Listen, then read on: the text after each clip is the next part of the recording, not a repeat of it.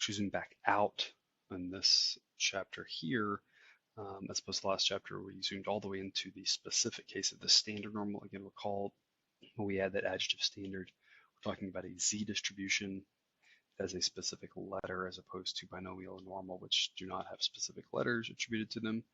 And again, the standard normal is a specific type of normal, mean of 0, standard deviation of 1. Here we deal with cases where we have normal distributions, but we don't have a standard normal distribution. It's not common to have a standard normal distribution in the real world. There are a couple of examples, but there are not many of them. They're mostly contrived. Most things in the world would not have a mean of 0 and a standard deviation of 1. Things with means of 0s typically have different standard deviations.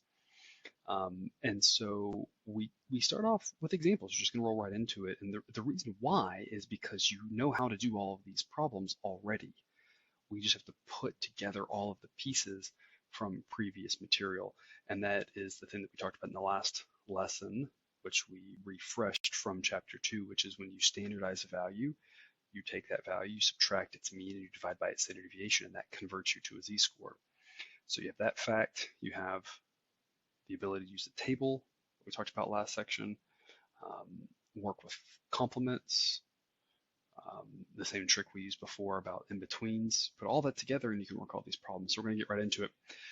We have this set up here. Height of woman is normally distributed with a mean of 64.5 inches and a standard deviation of 2.4 inches. As we discussed before, we'll have to tell you that it's normally distributed, that we have a bell-shaped curve, or there'll be a picture. I'll draw a bell-shaped curve for you. I'll have to give you the mean, have to give you the standard deviation. You don't have to find those or magically come up with them. They'll be given to you. The first question says, find the probability that a randomly chosen woman is less than 64 inches tall. Just like before, we're going to write a probability statement. Now, in the previous section, we started writing probabilities that involved z, and that's because we knew we had a standard normal, so we used the letter that went with that. When we get out of that, now we're just into, we have a normal distribution, but it's not standard. We use whatever non-z letter that we want. We wouldn't use z, but we can use something else, just like with a binomial. In that case, we used x. Here, we're going to use x as well. If you want to use y, that's fine. If you want to use a, that's fine.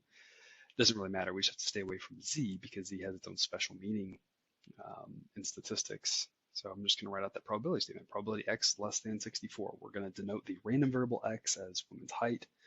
And again, the idea being x can take a lot of different values. It's continuous because if we could measure that precisely, we would say that, a woman could have a height of 64.5289740 inches, whatever it may be, as far as we wanted to go. There are no gaps between possible values.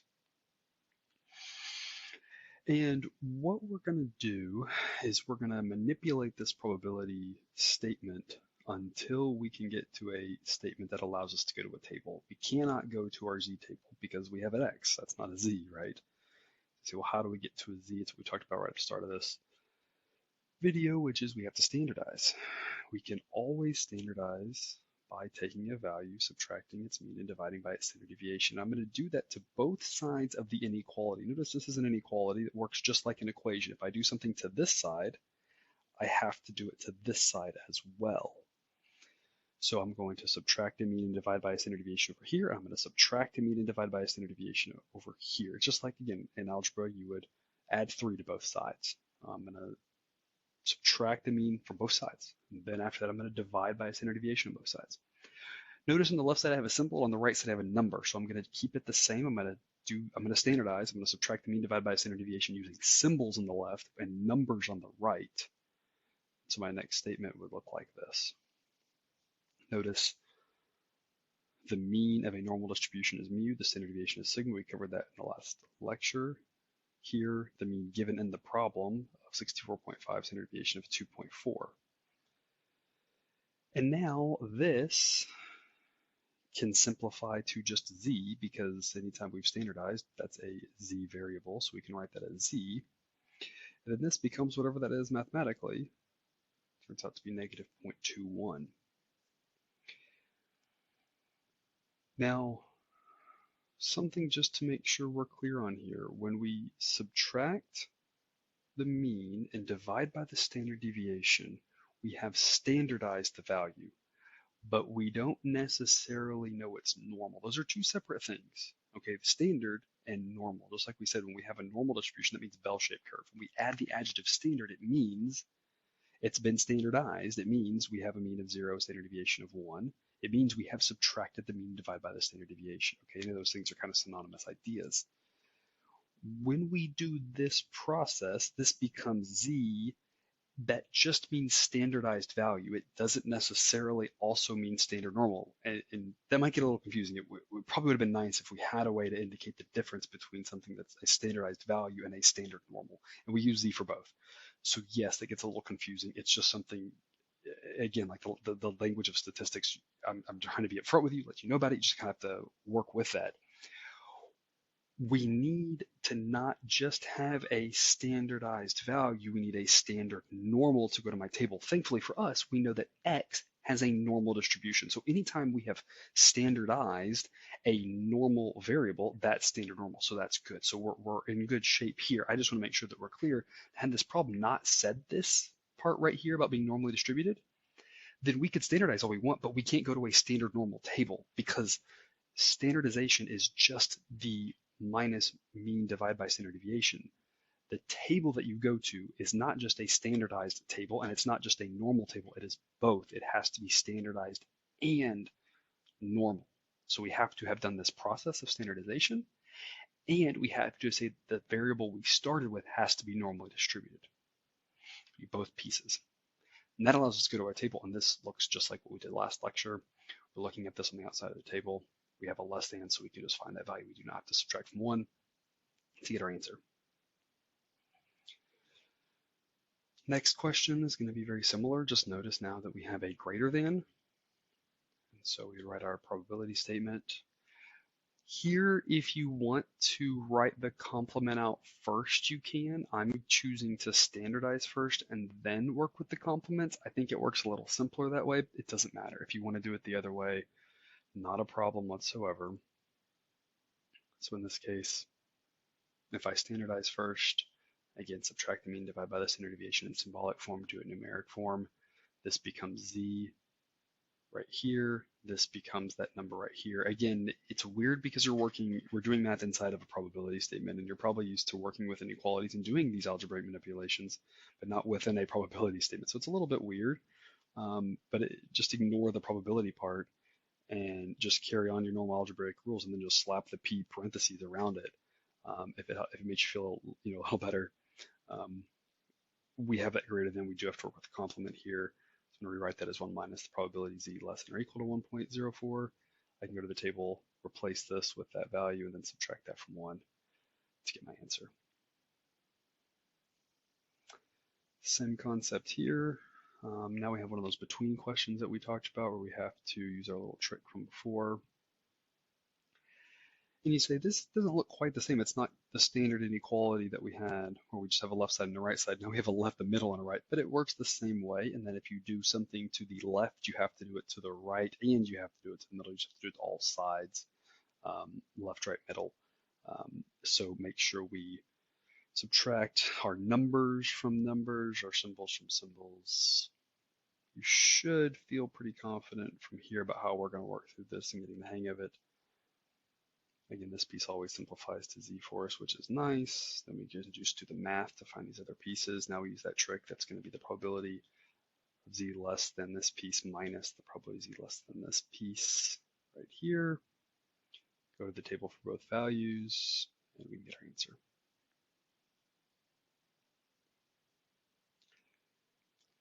Now we're going to work the other direction.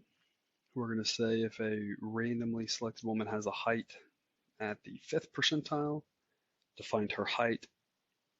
The best way I can explain how to work this problem now, especially in light of how we worked the previous problems, is think of this process like wrapping and unwrapping a Christmas present. On the first set of problems, we had to do a series of steps. And those series of steps is like wrapping a Christmas present. When you wrap a Christmas present, you have to do things in a certain order. First, you take the gift, you put it in a box. Then you have to tape the box. Then you have to get the wrapping paper out. You have to cover it with wrapping paper. You get out the tape, scissors, whatever, etc. Then at the end, you put a bow on it. And maybe you put a little tag on it, right? When you then receive a Christmas present, everything works the exact opposite, right? The first thing you do is you look at the tag, right? Then you take the bow off, then you undo the paper, then you open the box, then you take the present out. Notice I just said the exact same thing, but everything works in the opposite order. And that's what's going to happen here. Notice on the previous problems, we had to standardize first, and then we could go to our table. Now we have to go the opposite. We're going to actually go to our table first, and then we're going to unstandardize at the back end. So I'm going to start off with this fifth percentile idea. Remember, percentile means that percentage of values are less than that. So again, we have less than this 0.05, which works nice. I go straight to the table from here and find the value closest to that. If you found negative 1.64 or negative 1.65 and are curious how I got that third decimal place, don't worry about that. We'll come back to it later. If you had written negative 1.64 or negative 1.65, again, perfectly fine. The homework will accept either answer when you're submitting that. The third decimal place will make sense later. If you've already figured it out, again, no worries. If you haven't, just put a pin in it. We'll come back to that with chapter 8. And now that I've got a z-score, again, thinking through the process of unwrapping a present, this is kind of the, I've looked at the note, I've taken off the bow, I've taken out the wrapping paper. Now I've got to go to that back part of opening the box and taking the present out, which means I've got to unstandardize this z-score. And I have the formula that z equals x minus mu divided by sigma, and then algebraically I can just manipulate that and solve for x. So if you want to work with that formula, z equals x minus mu over sigma, and you want to say, okay, I know what z is, plug that in. And I know what mu is, plug that in, and I know what sigma is, and plug that in. You can algebraically manipulate that and solve for x. And it would look like this. Notice I don't have units for this answer up here. Why is that? Because the question is find the probability. So when I find a probability, there are no units for probability. In this case, however, since I'm finding a person's height, I do have units that I can add to it because this would be height in inches. And the last question is find the probability that we randomly select a woman of this height. And so this is a way of me asking, find the probability that we randomly select a woman whose height is 60.55 inches. And of course, looking at this probability statement, if this was discrete, we could work through this problem. However, because we have a continuous variable, and again, how we know it's continuous is because we start off by saying that heights of women are normally distributed. We know that normal is a subset of continuous. The probability that we land exactly on anything in a continuous distribution is 0.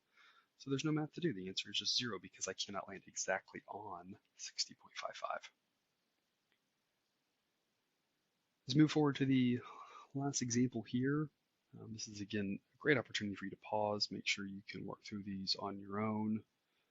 I'll follow behind, of course, with answers. Notice this does say work the problem without the use of a calculator. These are things that you should be able to do without a calculator. If that is something that is required for your course, if you're taking in-person exams, they will be without a calculator, so this would be pertinent for you. If your exams are administered online, you have the ability to use a calculator. But again, the math should work out really simple for you, just as an FYI. And to start off with, find the probability that a randomly chosen person has an IQ less than 70. And so I write up my probability statement. Again, any question that starts off with find the probability, just write the probability statement, and then we have to figure out how we manipulate. Just like before, we're going to standardize both sides. This converts to z, this converts to -2. Because I have a less than, I get to go straight to my table to find the answer.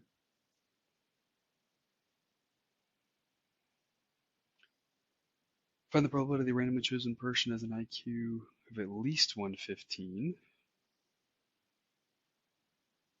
It's going to be the same process here with standardization. It's just that because I have a greater than, I'm going to have to work with a complement because the table only works as less than.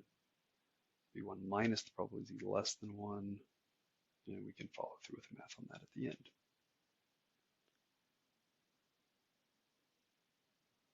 We have an in-between question.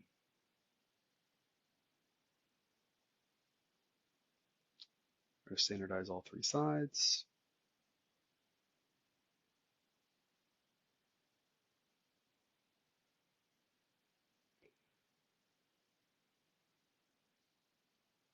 And how did I get from here to here? Again, just make sure we understand I standardized all three sides. We've already worked the 70 version out. When we do 70 minus 100 divided by 15, we already got -2. When we do 130, we'll get +2. When I, again, convert that z, excuse me, the x, when I standardize that x, I'm going to get that z. It works out just like the previous examples. Find the 31st percentile, again, similar to how we did last time. That's a less than probability statement by the definition of the word percentile, finding the value closest to that, and then unstandardizing. And then the last question, find the probability that we randomly select a person with an IQ greater than this. And notice this question is a little bit different than the one before, and so this is where we just have to make sure we think through what the question's asking us, because notice that now my probability statement is not equals, it's greater than, right? It's just from the problem. Probability we find a randomly selected person with an IQ greater than this, as opposed to the previous one said a height of this. So in the previous question, my answer was just 0, because we can never land exactly on something, but this doesn't ask us about exactly, it has a greater than, so we could standardize both sides, work with the complement, go to the table, etc. Or we can remember, since this was the same value we got right here, this value is the 31st percentile. What does that mean? It means that 31% of the values are less than that, and so if I want to know what percentage of values are greater than that, I would just work with that complement, subtract from 1 to get the answer.